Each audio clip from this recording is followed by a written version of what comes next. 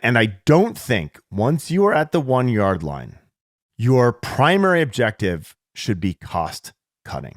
That is simplistic and stupid. But it is the right place to be expensive in what you're doing because you're on the 1 yard line, right? You don't put in the backup, the third string quarterback when the Seahawks are on the 1 yard line in the Super Bowl. Welcome to Lunch Hour Legal Marketing, teaching you how to promote, market, and make fat stacks for your legal practice. Here on Legal Talk Network.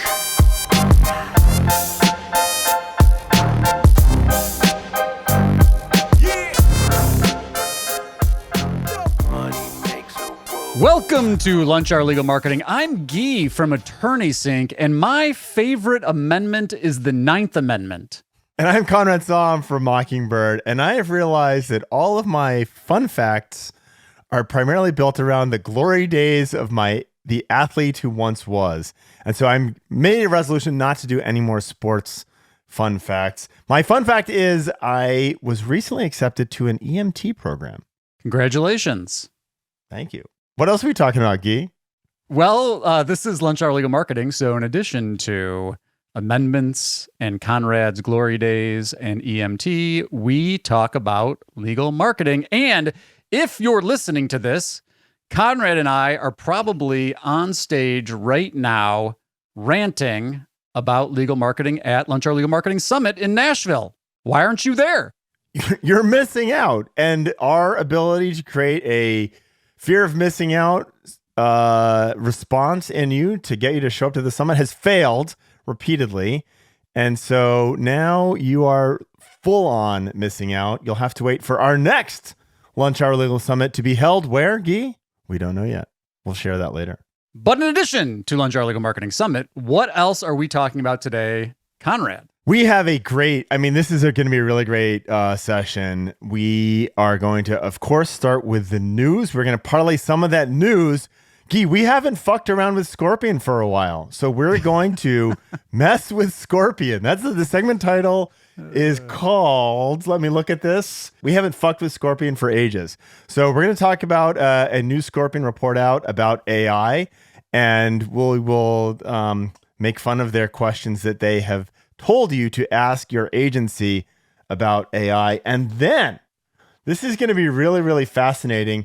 We're going to talk about pricing and discount pricing in general for legal, but specifically as it pertains to the personal injury market. And it's going to get ugly because we're going to read some comments directly out of LinkedIn. Let's do some news.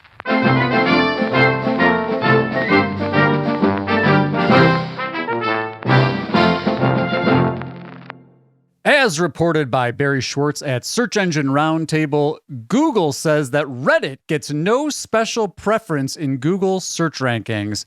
And Lunch Hour Legal Marketing says, stop listening to Google PR people because they clearly don't know what the hell they're talking about. Additionally, when it talks about preference, it's an algorithm. It is built on assigning values to things. There is a preference, whether that's positive. By definition, there's a mathematical preference for everything out there. That's how this stuff works. So that is a ludicrous comment. It may be at best signals to me that someone is going to go in and tweak the algorithm so Google's AI does not make Reddit the overwhelming darling at some point in time. But what a silly statement, Guy. Yeah, I mean, my view is this, and again, to your point, this is PR stuff, and this is the classic Google PR. Is it might be technically right? Their algorithm might not technically favor Reddit, but all of the signals that Google uses, especially with respect to, we've talked about branded search. So if people are doing searches that append Reddit to the end, people are disproportionately clicking through to Reddit links. That certainly is baked in. The engagement is baked in. We already know that. And so while they might not get any special treatment, they're certainly benefiting from the way the algorithm works, as we know from anybody who does a search. Yeah, oh my God, so bad. Speaking of so bad, we're going to talk a lot about AI today. And you and I, Guy, we interviewed two of the people from FirmPilot back when we were at I don't know which conference. Was it ABA? We did not. We interviewed Who did people we from interview? Mega AI. Mega AI. Mega. Sorry. Different AI. Yes. Different AI trying to take our jobs. We interviewed. That's right. You did a very nice interview, a very polite interview with Mega. And we have to apologize because we screwed up the recording of that, and so we don't even have footage from that because AJ's always like, "Why didn't you publish that?" And I'm like, "I don't think it came out." It sounds like we are trying to cover up all of the AI people who are trying to put you and me out of business, Guy. That's what it sounds like. We should use AI to try to fix the recording. Anyway, this doesn't really qualify as news, but certainly has been discussed. The performance test, head-to-head tests of FirmPilot versus actual human agencies, not going over so well. We're going to see if we can get one of the firms that has run one of those comparative tests to let us share those results in an upcoming episode. Stay tuned. And next, Guy, what else? In other news, this is one of my favorites from recent news items. LinkedIn adds a seems like AI slop button for users to be able to say, this seems like AI slop. Now, I love this. I've been jumping up and down about the AI slop problem. The headlines are ubiquitous about AI slop. From PwC down to judicial court filings to LinkedIn to blog posts to law firm websites that are AI website sloppy. content.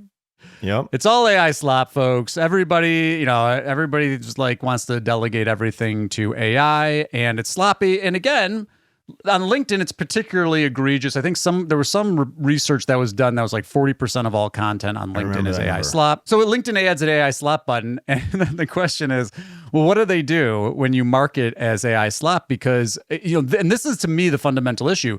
What is the incentive for any of these platforms to actually police AI slop? Because the only incentive they would have would be if people stop using the platform because it's AI slop, but no one seems to care. People are engaging with the AI slop. I can't tell you how many lawyers I know that it's obvious that they're using AI slop and liking and sharing and commenting on their other AI slop. And they're using AI to comment on the AI slop of another lawyer. So I don't know where this all ends. But my view is, to get off my soapbox or me on it for one more second, like, I'm not here. And this goes back to this. There's another story that we didn't put in here, but there was this YouTube influencer. I think his name is Hank Green. I apologize if I get that wrong. You can correct me. But basically, he gets called out because all these people followed him on YouTube. They loved his content. They wanted to engage with it. They loved Hank. And then he had to come out and issue a public apology that he's using AI and creating the slop. And so, his credibility is destroyed. People don't want to engage with AI. Once you know, you're not there to do it. The only reason you do it is because you want to boost their signaling because you're trying to sell them something or you want them to refer you cases or whatever it is. Or you're being nice to your friends. Guy, fantastic. Guy's on a soapbox. He's not, by the way, he's not going to get off. I know the rest of this episode and he's not getting off the soapbox. I am not. All right. What do you think? What do you think about AI slop, Conrad? You love it? You're an AI slop guy? We talked about this at the pre-show. I think it's fascinating that I think it is most dangerous for LinkedIn because I think LinkedIn has, to date, historically, been a high-value audience. It is very targeted. It is people's individual reputation, right? And it is professional. And so the concept of AI slop, if that data point is right, and I don't know if I got that 40% because I listened to you too much, but I do remember that 40% stat. That this is existential for LinkedIn. Only if it causes users to stop using LinkedIn, right? But you just made the presumption that is the case. I don't know that I agree with that, but right. I think you're. I think that's the kind of the joke. The joke is that no one cares. We will see what is going to happen with this. We've had people on this show who do, LinkedIn ghostwriting, who are using, But that's not the issue. The issue isn't whether you use it or not. It's whether it's obviously slop. It's whether or not they can tell the difference. It's whether when you look at a post and you're like, this is literally a response from ChatGPT. That's the issue. It's not. I use AI too. I think the issue is whether or not people give a shit and change their behavior because of that. That's massive if that's the case, and it is a horrendous indictment on society if it's not the case. Well, it hasn't seemed to be the case on Google reviews, so it probably won't be the case here. And I will live in my naive little bubble of thinking that people actually matter. You and the Ninth Amendment. Yeah, right. All right, enough about that. If you're watching this on YouTube, please mash that like and subscribe button. Talk about another problem that's plagued with AI slop. YouTube, let's keep the conversation going. Leave a comment, but please don't leave an AI slop comment. Here's another episode you might like. Cleo is all in with Scorpion. Who gets stung? Because we're going to talk about Scorpion. Let's take a break. So we're very happy here at Lunch Hour Legal Marketing to have Rio Lane from Alps Insurance, who has been sharing some horror stories about what they have seen with lawyers. Alps Insurance knows that sometimes small missteps have big consequences. And in today's brief, one of the most repeated errors, and yet one of the most ignored. Let me tell you about Brian. Brian was a civil litigator who helped a client settle a personal injury case. The offer wasn't perfect, but Brian walked the client through the risks of trial, the costs of continuing, and why the settlement made sense. The client agreed, the case settled, and Brian moved on. Well, months later, the client wasn't happy. They claimed that Brian had pushed them into settling, that he'd never explained the downsides, and that they would have gone to trial if they'd known more. Now, Brian, he remembered the conversation clearly. But the problem wasn't his memory. The problem was that he hadn't documented anything. No follow-up email, no memo to file, nothing showing the warnings, the options, or the client's informed consent. So when the malpractice claim came in, it wasn't Brian's memory versus the client's frustration. It was the client's story unchallenged. Because the hard truth is that in claims, memory loses and documentation wins. Brian, what are you doing? If you didn't document it, it didn't happen. Every recommendation, warning, and decision should live somewhere in writing. Not doing so is a misstep. Learn how to avoid those at alpsinsurance.com. Hey, Guy, as we mentioned, next we're going to do a segment on Scorpion. This is one of our favorite punching bags for a long time. But you know what? I haven't heard much about Scorpion for ages. What about you? Well, you must not be a Clio user because they pop up little ads for Scorpion every time you log in. Wow. That was brutal. No longer possible to sponsor Lunch Hour Legal Marketing is both Clio and Scorpion after that little dig. We'll see if Clio invites us back to ClioCon as press. We had an awkward segment with them last time. Well, they're going to be like, you're not press because you're just bashing us. And so that doesn't constitute press. You're not the impartial press. Now you sound like you're talking from the White House. Biased.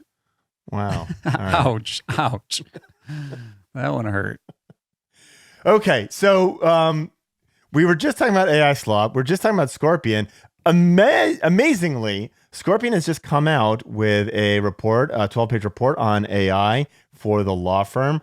And for law firm marketing specifically. And the title of this is The Problem, AI Noise is Everywhere. Guy, what is Scorpion talking about when it comes to legal marketing and AI?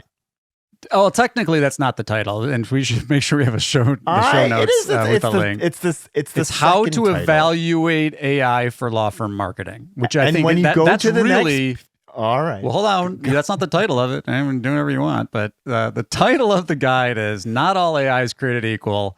How to Evaluate AI for Law Firm Marketing, which I love that topic, right? How to evaluate AI for law firm marketing. Like, what a great topic. And you should go download Scorpion's thing. So there you go, Scorpion. We gave you some. There you go. Give you some free pop. The problem, as Scorpion says, is that AI noise is everywhere. Okay, and it's skyrocketing. If you were to evaluate AI from a marketing perspective, what's the first question you would have, Guy? Well, let's go down. By the way, it's not addressed in Scorpion's document. Yeah, well, it is. Questions to ask marketing vendors using AI. No, I want to know whether or not AI is driving business for law firms and how much of my mind I should put towards that. And as we have said repeatedly on this pod, it's not that AI isn't a channel. It is not the channel that people think it is from a pure volume perspective at this point.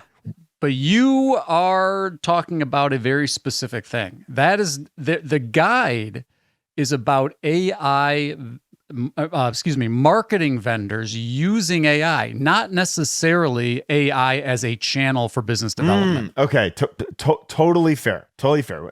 Okay. The topic here isn't like how much of your marketing resources should be going to trying to attract business from AI interfaces like Google's AI mode or ChatGPT or AIOs. The question is, if your market, it goes back to your news item, if your marketing vendor is pitching you on, we do AI for marketing, what questions should you be asking them? It's how the vendors are using the AI, which I think that's a great question that everybody should be asking. So question number 1, how is client data protected across prompts, storage, access, and retention? I think this is the question that is not here. I will stop making fun of Scorpion, and I'm glad that they made this their number 1 question. The security holes that AI opens up are terrifying. We mock Scorpion's closed system. We mock all of those elements. I do believe that you need to start with an AI policy. We just built out our AI policy. So like you should have a policy, you should have training on the policy, and it needs to be centered around security. I mean, think about this. You hook up Claude to CallRail, right? And now you're listening in on personal identifiable information from prospective clients, right? What happens to that data? And how about this? As was a recent news item, which has happened before, I don't remember if it was OpenAI or Anthropic. I think it was OpenAI. But some of that data is those private prompts are being indexed by Google from OpenAI. So it's like your call transcripts, and then you ask a question of your prompt, like, hey, tell me about this blah, blah, blah intake. And that's getting indexed in Google. Like, yikes. Yeah. So super problematic. Now, I'm going to be an asshole and ask this right back to Scorpion. How is client data protected across prompts, storage, access, and retention? What really I would ask Scorpion is, how is my data as my law firm being shared with all the other Scorpion peoples, right? That's the thing that should terrify you. I would ask you a slightly different version of that, because they're going to answer that the way that you asked that. They're going to say it's not. Mm-hmm. My question is my firm data being used in any way outside of providing services to my firm? That's the question. Is it being used to train the model? Is it being used to train anything? That's the real question. And I will tell you this. If Scorpion is not doing that, there is no value in being in a closed system. We had this conversation before. Well, except for security. What about security? Well, their pay-per-click value in campaigns, security. you have to learn from your other campaigns. Otherwise, you may as well just be a general agency that does work for any, florists and veterinarians and lawyers. So I think within that question, the nefariousness is built within their question. They're just guiding that question in a deliberate area. Okay. Question number 2. What legal specific training guides responses and intake? Now, this is how I'm going to interpret that question. If you have a different interpretation, I'm happy to hear your answer. But I'm interpreting this as, okay, you're using AI for intake, which question mark. But if you're using AI for intake, are you training the AI intake on legal specific training? Like, are you using something in your firm's data or your firm knowledge to train the intake? And again, the issue here is, if you're not, your intake might say the wrong thing. So someone calls a law firm, and the AI is doing the intake, and it's like, when was your car accident? And you're like, whatever number of years ago. And the AI intake says something like, oh, I'm sorry, you don't have a case because you've blown the statute of limitations. And they're wrong. For me, Guy, as we've messed with, by the way, AI intake, super, super fascinating. I'm going to take exception with our question here. Legal specific training guides, responses, and intake. It's not firm specific. This is legal specific. And so I think one of the most common failure points of AI for intake is not knowing, and it's not even just AI and even third-party humans for intake is not knowing what the firm does at some level of depth. I'm going to play devil's advocate for Scorpion. They're going to say, yeah, actually, we do mean firm data because we partner with Clio. And your Clio firm data is we're using that to train your AI intake. That's their positioning. Which would be great. But they asked the question legal specific. And so I'm making the assumption based on how they have asked the question that it is focused on the cloud, the whole array of legal information, as opposed to what your firm does. And I will tell you that intake failure, the most common intake failure is not answering the fucking phone. The second most common intake failure when you're dealing with third parties is they do not know enough about your firm in order to do a good job, right? Like, yes, we do this. No, we don't do that. I've heard this over or how and to over how to pronounce your firm's name, or how to pronounce your firm, like all those little elements. How to pronounce the really cities important. you serve. Yeah. So like knowing that, Charleston and Charlestown are two different places in West Virginia, which I learned the hard way with a client. But like these things become really, really important. And I think that's the focus should be on, if we're using AI for intake, does it know enough, or third parties for intake, or our own staff for intake? Do they know enough about my firm to do an amazing job at vetting and bringing people in? And that would be my beef with that question. All right, next one. How does the system integrate with our intake and case management tools? How does the system integrate with our intake and case management tools? This is really, really key. And what has happened at this point in time is the integration with almost anything. And you have to be careful. You have to be very careful from a data protection perspective on this, but the ability not just to protection, integrate, data. That's what I was going to. Even on your last answer, that's the key part. It's the data integrity. So, like, yeah, you can integrate stuff. You can, but integrate, is the underlying data actually integrated in a reliable way? And does the underlying data have integrity? Because look, and protections. Yeah.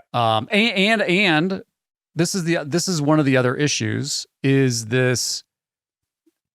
The platforms, which is in their own interest to say this, Filevine says the same thing, but there are advantages to using a single platform. And frankly, I tend to agree. I mean, I look at even though you're right, and I agree with you, a lot of our work is taking disparate law firm systems in marketing context and exporting their data from these disparate systems, getting it into, we use BigQuery, running all sorts of processes on the data to make sure that the data is actually right and integrated in a reliable way. But to the point, a lot of firms, that's not what they're actually doing. They're hooking things up. They're quote unquote integrating, but their underlying data actually isn't integrated in a reliable way. They're not validating. There's data integrity problems. And so I actually think this is a really good, even though it's self-serving for Scorpion, because it's like, yeah, we're using, all of our closed system stuff. But certainly what I think they're driving at is like, you've got, okay, you're over here, AI marketing vendor. You're doing all this stuff, but none of it's connected to your intake and case management tools. So we actually can't hold you accountable for things like open cases, qualified costs, something that you and I talk about all the time. If your agency hasn't previously worked to integrate what they're doing with their intake management software, you don't have an agency. You don't, I mean, but that exists in the marketplace today. They're doing marketing shit, but they're not a strategic marketing partner, whatever MBA words you want to string together. Like they're doing marketing shit, but like that doesn't matter. Now let me ask you this question, because I'd be curious to see how you land on this. What percentage of the legal marketing vendor landscape is doing what you just said, which is integrating case management and intake data into their marketing, reporting, and infrastructure? Take a guess. Watch me be a dick here. 100% of the agencies that are worthy of your business. Okay. You hedged, but that's I'm talking about like which is out there in the marketplace. I can't. Oh, sorry. I have no idea the answer to your question. I think it's less than half. I think less than half are actually integrating marketing. What do they do it? Like, it's just insane. They're showing Ahrefs and SEMrush up into the right charts for third-party tool data. That is absolutely. Or they're one step better, Google Analytics traffic data. Or they're doing, go ahead. I hate to say this. If you are correct, Guy, this is a brilliant question brought to you by our punching bag. Worthy rivals at Scorpion. I mean, in all seriousness, if you're listening to this and you're like, I don't think my agency has a login to my intake management system, you don't have an agency. You have someone who's doing marketing shit. Which again, these are great questions. Which brings us to question number 4. Go. How does performance connect to signed case revenue, not just leads? Great question, Scorpion. This is fascinating, and we agree with you. Well, I don't know that I agree with you. That I agree with you. Okay. Revenue? Oh, you're running personal injury, and you want to talk about revenue that's happening 18 months from now to make assessments on what you're doing today? Good luck, dude. Like, you're a very as our friend from Scorpion said, you are a very sophisticated marketing wizard, Conrad, and you're picking up the nuance on the difference between revenue and open cases and qualified consultations. I like the question here. So this is the problem. And this is like, you talk about this one system. I love the concept of having marketing integrated with revenue. I can tell you that of the low hundreds of clients that we have two for whom I have visibility into their revenue. And neither of those do we actually use their revenue numbers for anything. We just have access. Now, so the thing for me that is really, really important, we talk about the cost per consultation, and ideally, and we had this from Angel Reyes in our most recent episode, not most recent, in a recent episode, the cost per retained matter, right? The cost and he does cost per kept. Cost per, that's what I meant. Cost per kept. When I said retain's retain, different. I was retain. No. Sorry. Yeah, okay. I was looking for the right word. Retained has a meaning in legal that it doesn't have elsewhere. Cost per kept client, right? Because you're going to lose. They mentioned they lose 30%. I think that is a big number, but like know what that number is for your firm. That's really important, but it is the cost of acquisition, however you can define it, and as far down the funnel as you can possibly go. And the problem with revenue is A, it's depending on your client, depending on your product area, it's way far out. B, you have some crazy fucking outliers that throw all the math off and make everything look like the ROI is bangers when it was really just that one super matter. So like, I think those are the wrong numbers. It's cute and nice to talk about revenue, and it sounds good, but that's not the game, right? It's just not the game. Now, they do say at the end of this, not just leads. Amen, brother. We've been stop talking about leads forever. I don't want to talk about leads. I want to talk about consultations. I want to talk about qualified leads. We know from my own data that the percentage of inbounds that go to a law firm that actually turn into qualified leads are somewhere between 20 and 40%, and never above those numbers, right? So great. The leads, terrible. This goes back to me making fun of your agencies that aren't integrated with intake management software. If they aren't, they're reporting on leads. And if they're reporting on leads, like that is the opposing counsel calling me 7 times counted as 7 leads. Like you guys that should not be a part of what you're doing. Sorry. That absolutely not. All right. Number 5. How does it save staff time and reduce manual work? And now again, I'm gonna phrase my interpretation so that you can have a different interpretation. But they're saying, law firms, are you asking your legal marketing AI vendors about how the legal marketing AI vendor is saving the law firm time, staff time, and reduction of manual work? You know what I think about? I got some ideas here. So Go ahead.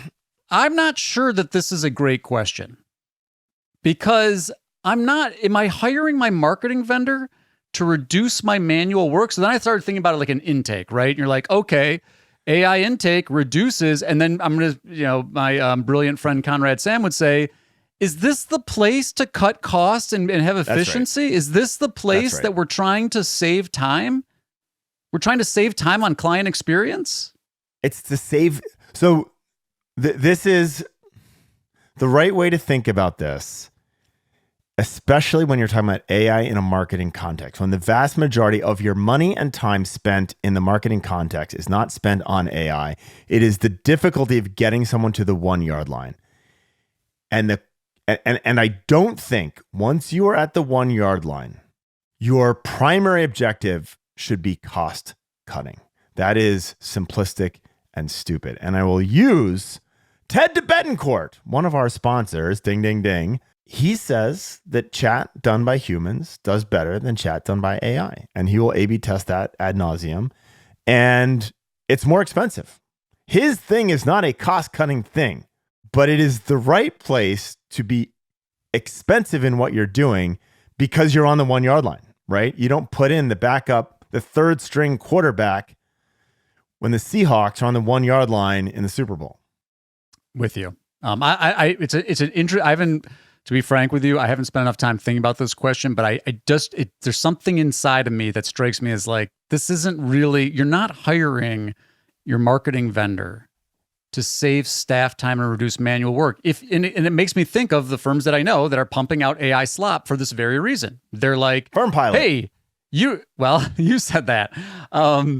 The companies that are like, hey, you no longer need to publish anything in your own voice. They won't say that. They'll say, we'll use AI to train on your voice.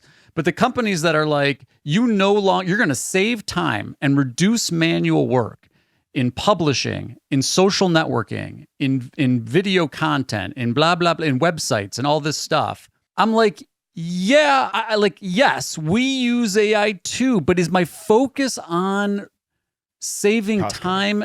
Right. That there's something, just, I don't know. It's like, if it helps me do my thing, and as a side benefit of that, it's more efficient, but it's actually producing a better result, then I'm with you, right? So anyway, maybe that's my nit on that one. All right, question number 6. And this is a good one. I tell people they should ask this question all the time. What results have you delivered to similar size firms in markets like ours? Are these results? I'm trying to. Wait, what's results? Define results. Go ahead and define results. Is this AI results? Is this results of generating business from AI? Is it results? No. You should. I think we should come back to that one, and we have other episodes where we've talked about this. But I think what they're really driving at is how is you marketing vendor who uses AI? How are you using your use of AI generating results for similarly sized firms in markets like ours? So I wouldn't get into like what results are you driving from AI surfaces, which I think that's what you're driving at. It's, can you show me how you're connecting AI back to results? So things like, I would use your Ted DeBettencourt thing. Can you show me where you implemented AI intake and it improved conversion for similarly situated firms? Can you show me where you used AI for media management and it improved performance from a cost per qualified case or number of cases or conversion on cases? Like, that's what I think they're driving at. And I think it's a great question. This is where it's a great question. But again, I'm going to take another right hook at the punching bag right here. The problem that I have had with Scorpion is this closed system. They've got all of this data, and they're talking about, from beginning to end, all the way through to revenue. They've got all this information, and they're going to present it to you, and you do not have control over that. You don't have access to that. You can't get in there and see what's going on.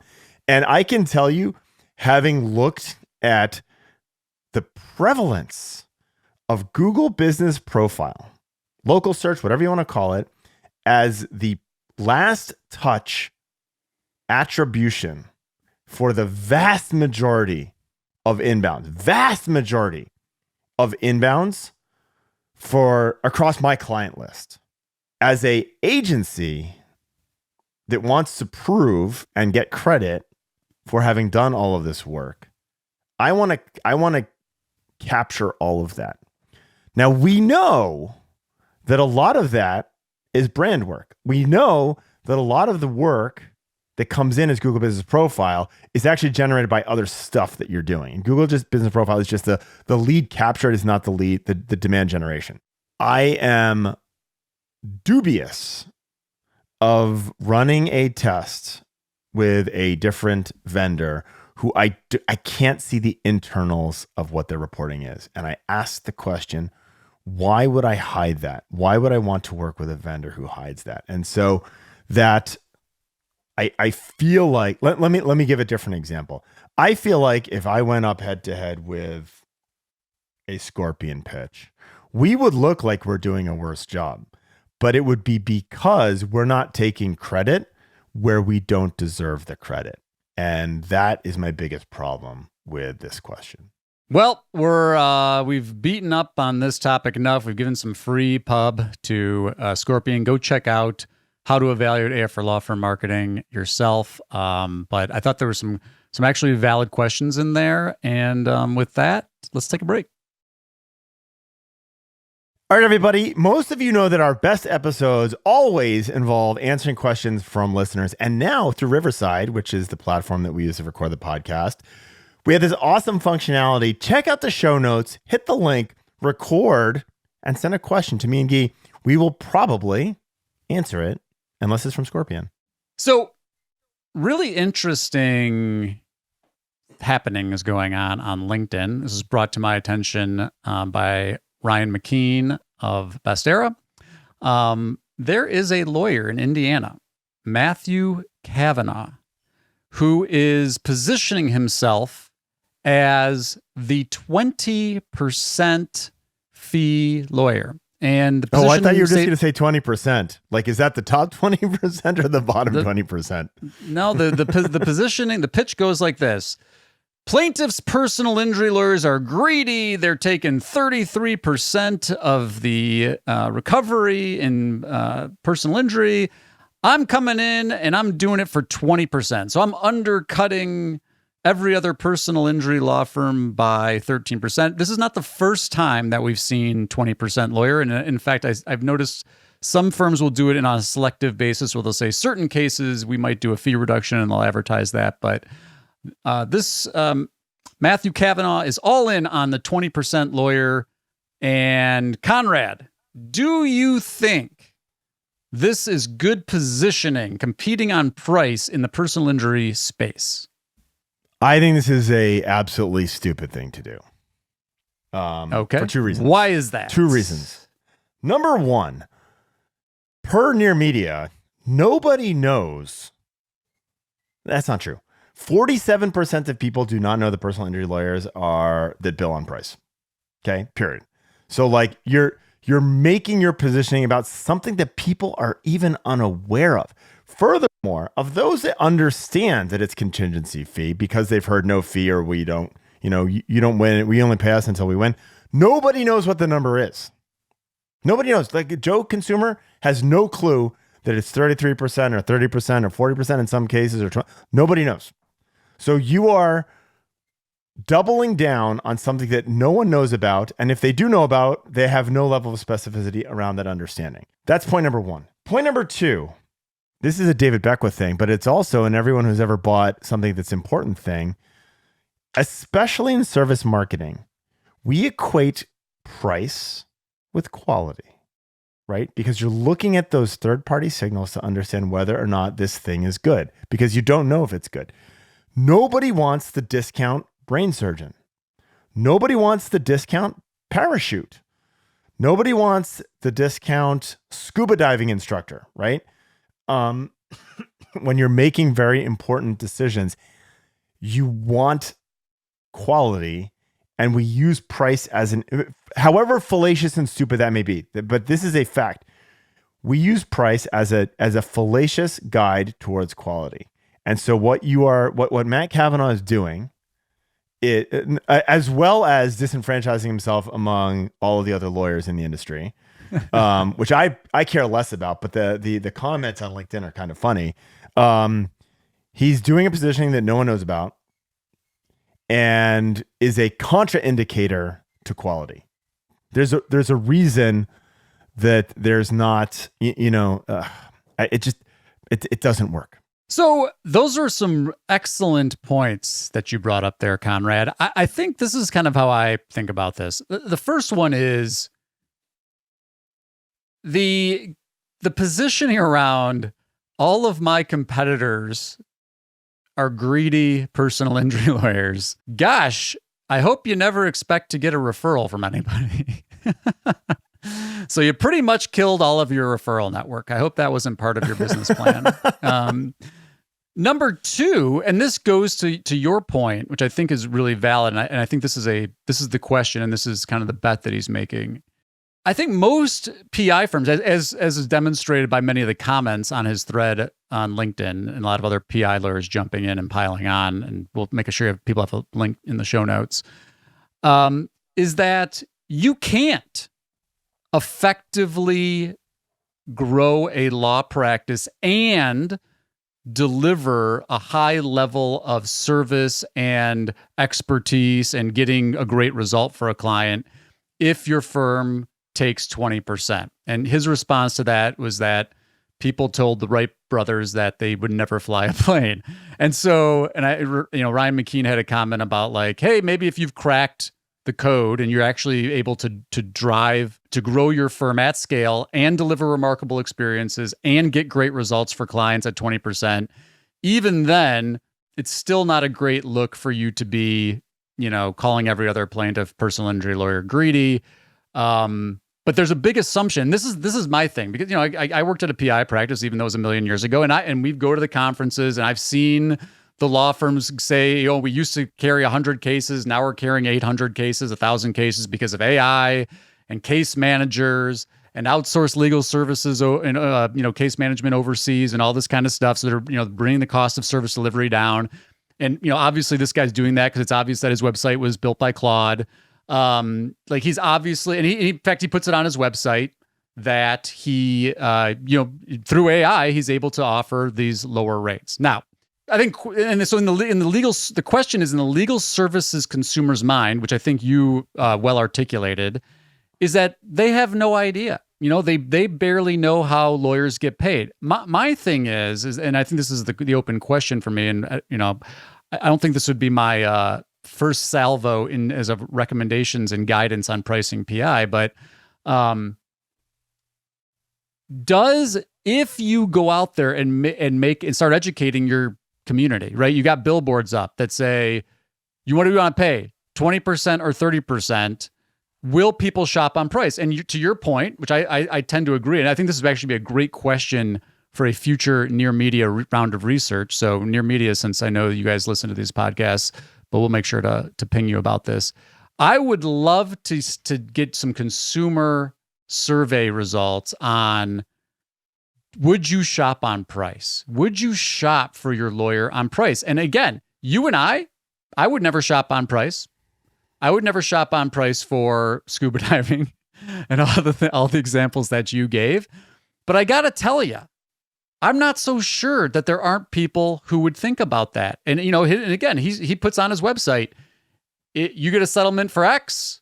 Here's what it is working with the competitors. Here's what it is working with me. And because legal services consumers have a very difficult time differentiating, they don't know whether Matt Kavanaugh can get the same result. But he's basically commoditizing personal injury, saying, I'm getting all the same. I've got the same experience, the same expertise. I can get the same result for you, but I'm doing it at a lower price. If that's all true and demonstrably true, I think there's a segment of the market that would be appealing to. I really do. Okay, so a couple of things. We talked about this before, and this just is. So don't hate me. I don't care how many years of law you've been practicing or what your great reputation is. You are viewed as a commodity. This is so my you're lawyer. agreeing that, so you agree with what Matt Kavanaugh is saying. He's saying the same thing. So right. So okay. So it is very, very difficult to differentiate between lawyers. It is very difficult. And so you fall back on the things for which you can differentiate. Having said that, price as an indicator of quality, like we talked about this the last time. I like to buy really expensive pasta because it's only $2 more, but it makes things a lot better, right? So like you do, but guess what? What share of the market? What share of the market's buying your expensive pasta versus Barilla? So I think that the real component here is we are talking, and unfortunately did not address this earlier. This is a PI guy.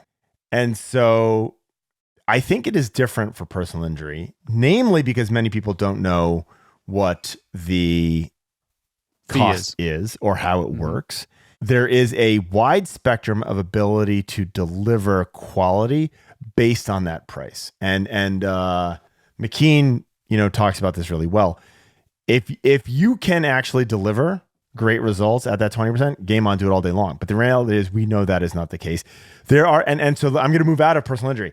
Look at family. Look at what Hello Divorce did. So they are competing not just on price, but there is a big price component to this because they're enabling people through technology to handle things in a much more hands-on way themselves, therefore much less expensive, therefore opening up the legal system to more and more people. All of that is a very good thing, right? But Erin Levine didn't start with, I'm going to cut my fees for family law by 20%. That's not where she starts. She starts with, I'm going to make this process more efficient and hands-onable and usable to Joe consumer, right? And so Kavanaugh is starting at the wrong place. He's starting at this price thing. I would much rather watch him try and get to the price thing by building a different mousetrap in the same way that's his position. His position is because of technology and blah, blah, blah, I am able to provide as good as services as everybody else, which you agree with because it's fungible and it's commoditized.